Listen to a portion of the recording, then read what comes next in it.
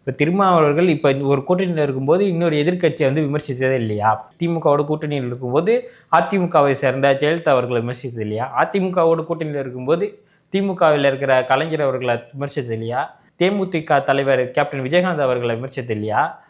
சீமான் அவர்களை விமர்சித்தது இல்லையா? விஜய் அவர்களை விமர்சித்தது இல்லையா? ஈழப்பிரச்சனை நடக்கும்போது காங்கிரஸை கடுமையாக விமர்சித்தது இல்லையா? மதவாத அரசியல் பண்ணுற பிஜேபியும் மோடியும் ஆர்எஸ்எஸ்ஸையும் திருமாவளவர்கள் கடுமையாக விமர்சித்தது இல்லையா? இப்போ நீங்கள் வந்து கடுமையாக விமர்சிக்கிறீங்க எல்லாரையும்.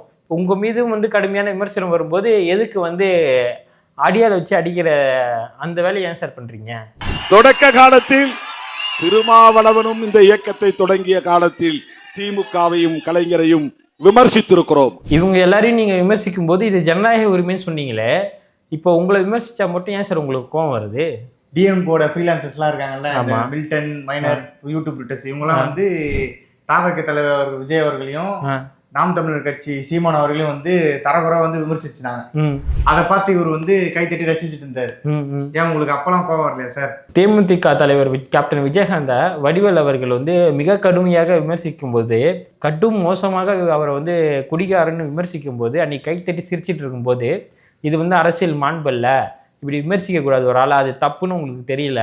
இன்னைக்கு அரசியல் ரீதியாக ஒருத்தவங்க உங்க மேல விமர்சனம் வைக்கும்போது அதுக்கு மட்டும் உங்களுக்கு கோபம் வருது, நீங்க ஆள் வச்சு அடிக்கிறீங்க.